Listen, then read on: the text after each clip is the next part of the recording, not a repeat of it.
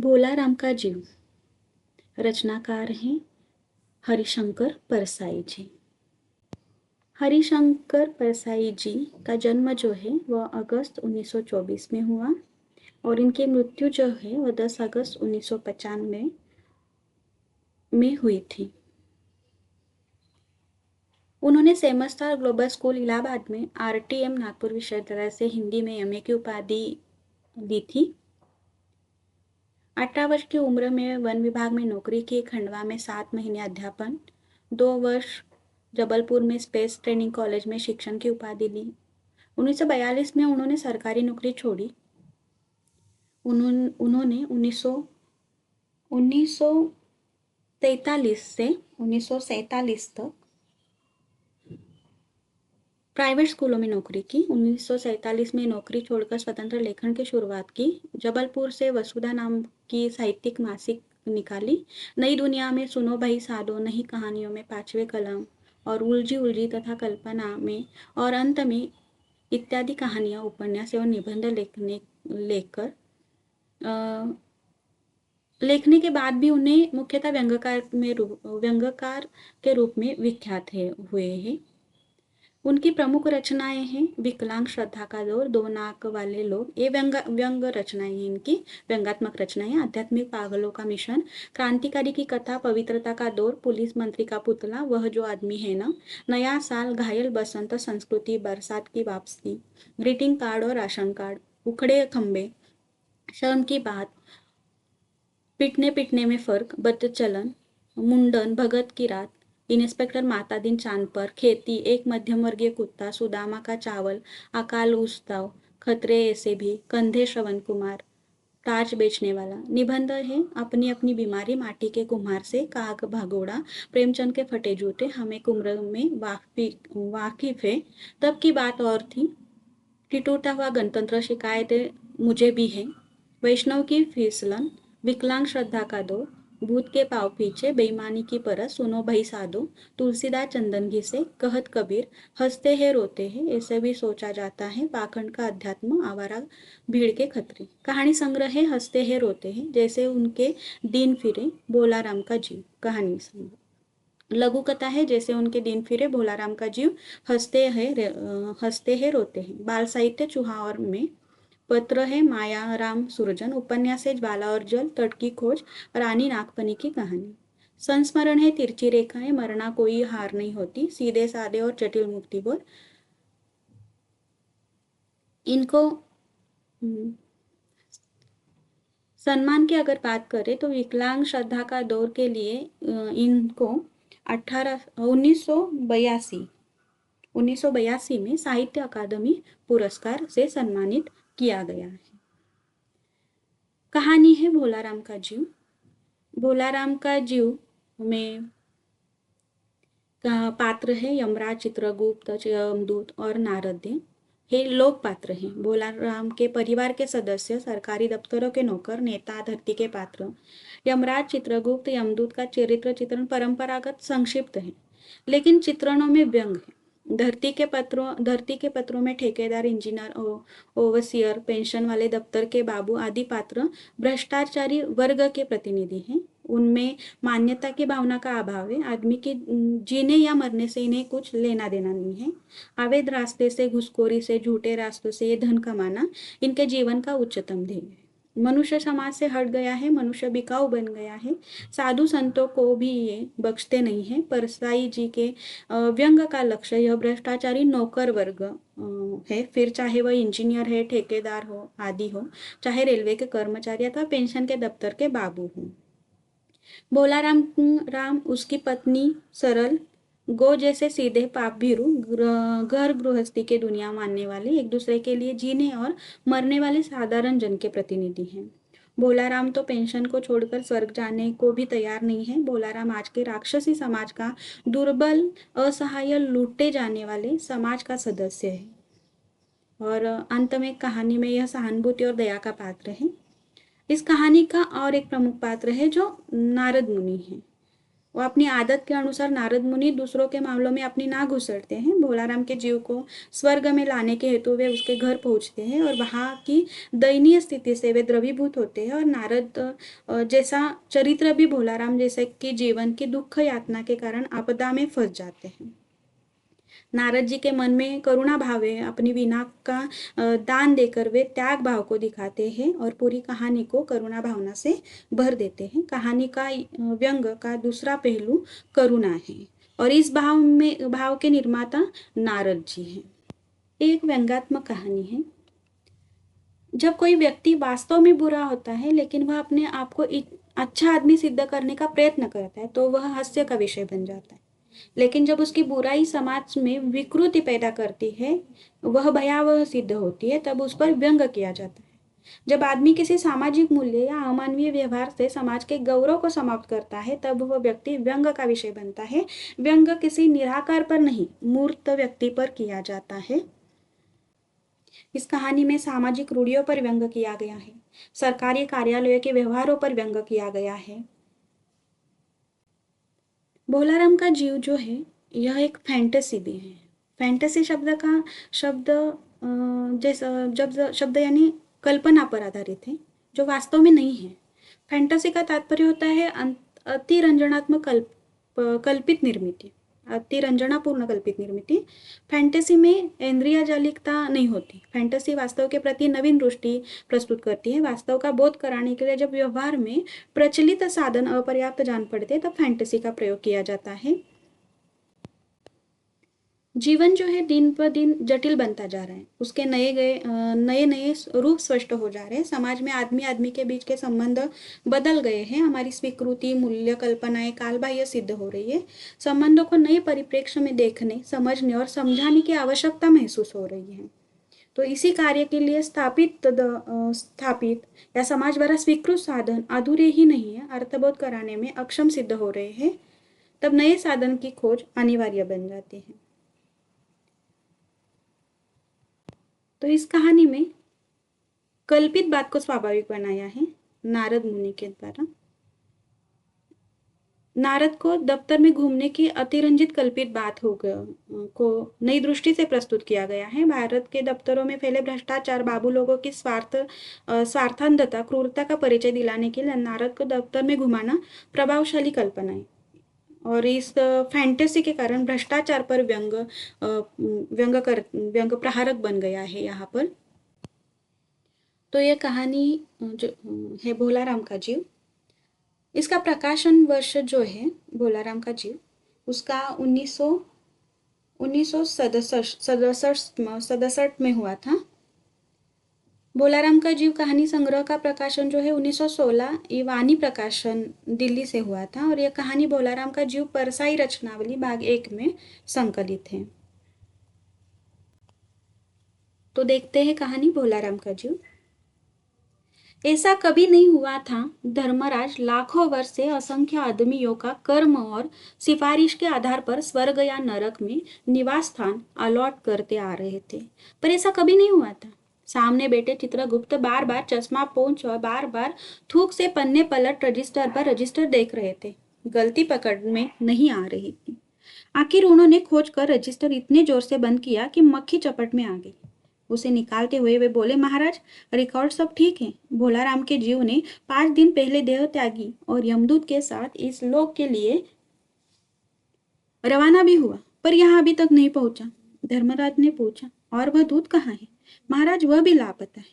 इसी समय द्वार खुले और एक यमदूत बड़ा बदहवास वहां आया। उसका मौलिक कुरूप चेहरा परिश्रम, परेशानी और भय के कारण और भी विकृत हो गया था।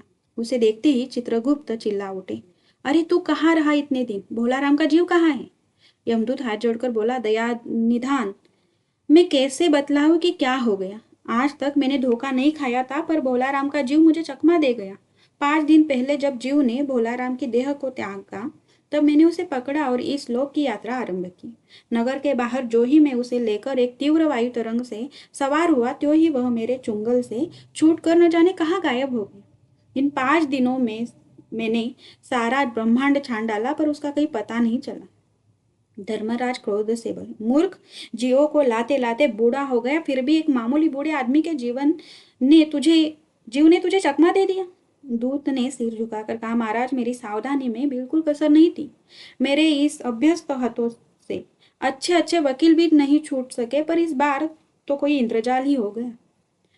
चित्रगुप्त ने कहा, महाराज, आजकल पृथ्वी पर इस प्रकार का व्यापार बहुत चला है। लोग दोस्तों का कुछ भी चीज भेजते हैं और उसे रास्ते में ही रेलवे वाले उड़ा लेते हैं। हौजरी के पार्सलों के मोजे रेलवे अफसर पहनते हैं। मालगाड़ी के डब्बे रास्ते में कट जाते हैं। एक बात और हो रही है, राजनीतिक दलों के नेता विरोधी नेता को उड़ाकर बंद कर देते हैं।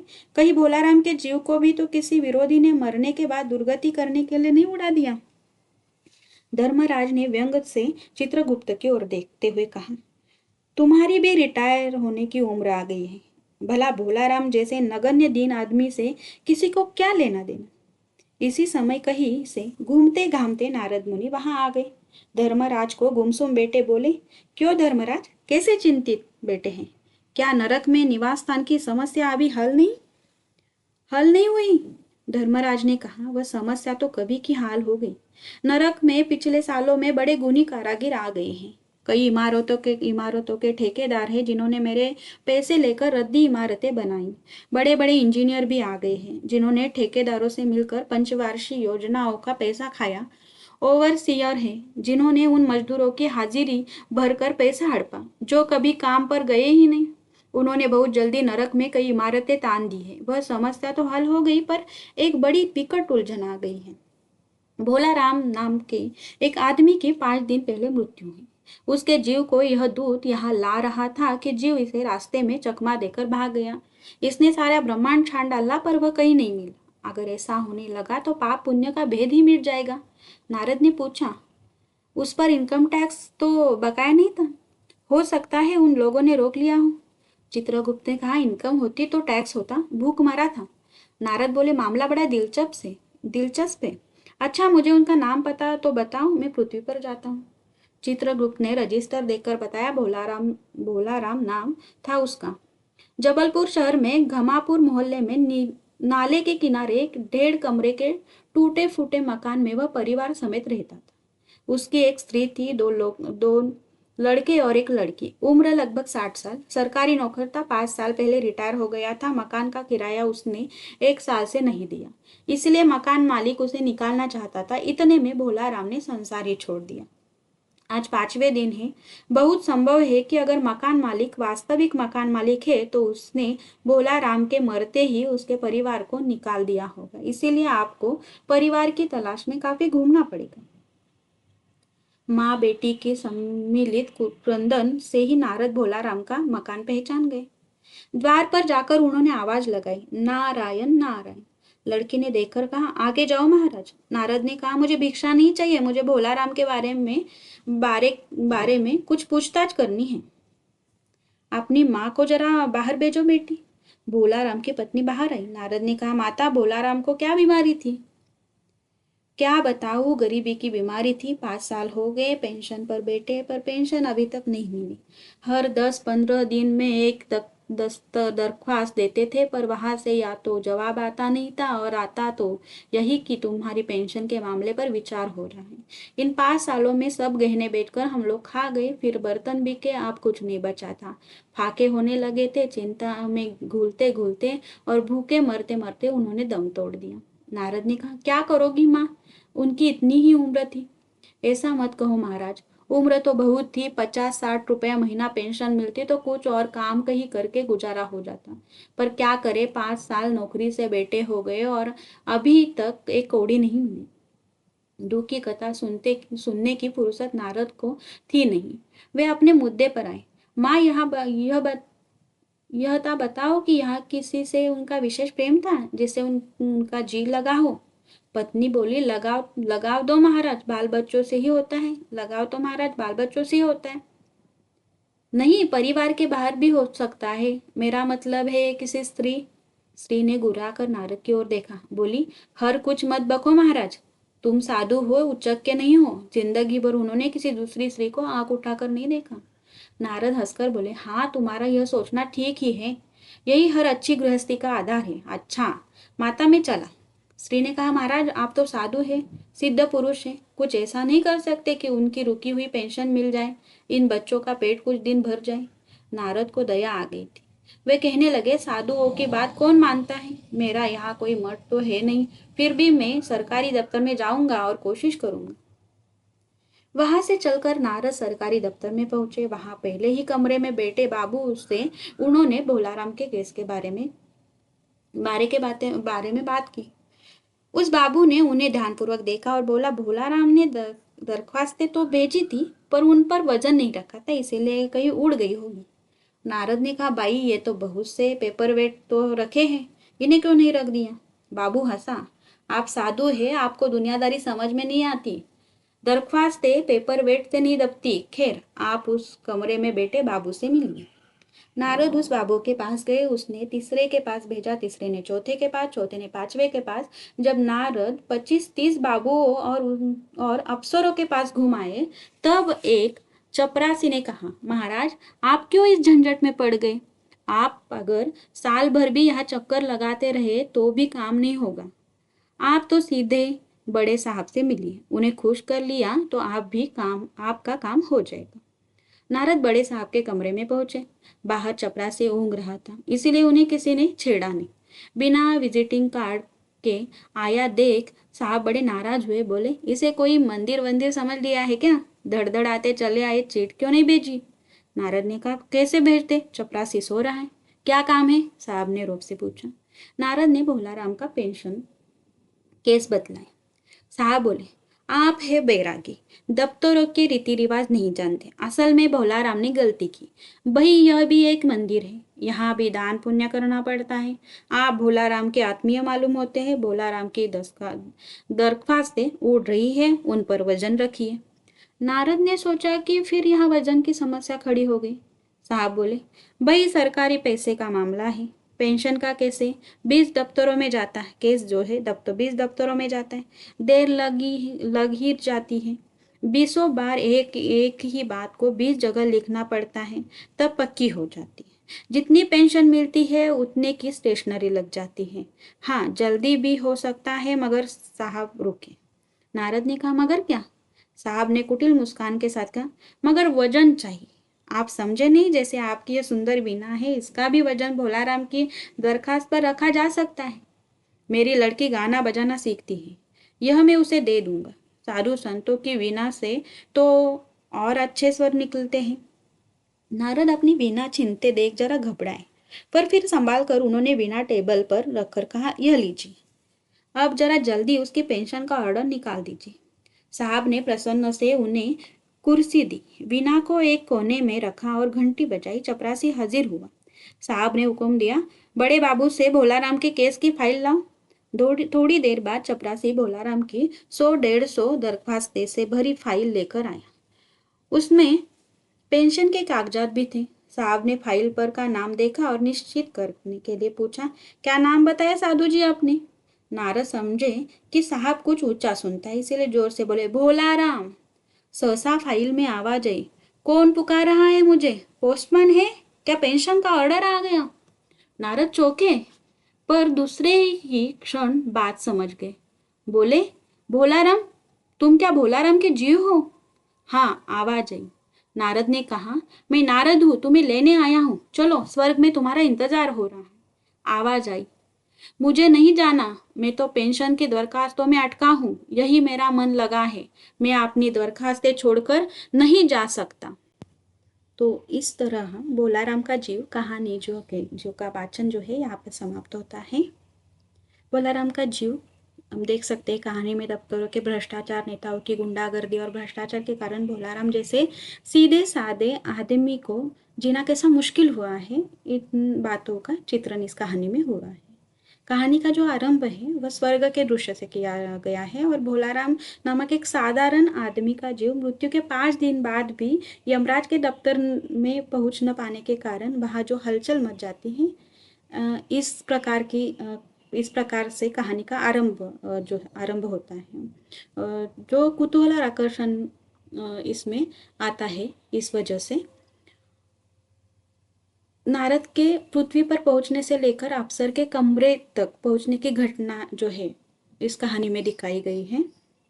और वीणा को घूस के रूप में दिया देना नारद जी का दिखाई दिया है इस कहानी में। एक व्यंग है। घूस मिलते ही, वीणा रूपी घूस मिलते ही जो भोला राम है उसकी फाइल जो है वो अफसर ले लेता है काम करने के लिए। तो यह घटना चौंकाने वाली है। अब तक ये चौंकाती है। और इस विकास की दशा को इस घटना से नया मोड़ प्राप्त होता है। और भोलाराम का जो जीव का है, उस जीव को स्वर्ग आने के लिए नारद जी कहते हैं कि चलो आप स्वर्ग चलते हैं। तो वह भोलाराम का जीव अंत में वो क्या करता है, नकारता है, बोलता है कि मैं नहीं, स्वर्ग में नहीं आऊँगा, इनकार करता है। ये कहानी का अंत है। तो इस तरह इस कहानी में सामाजिक व्यंग दिखाई दिया है। भोलाराम का जीव उस जनता का प्रतीक है जो भ्रष्ट नौकरशाही, लाल फीताशाही पर फीताशाही पर एक व्यंग है। इस कहानी में कटु व्यंग किया गया है। भोलाराम का जीव उस जनता का प्रतीक है जो भ्रष्ट और नौकरशाही में सरकारी कर्मचारियों की अमानवीयता, संवेदहीनता पर इस कहानी में बोला गया है, बताया गया है, व्यंग किया गया है।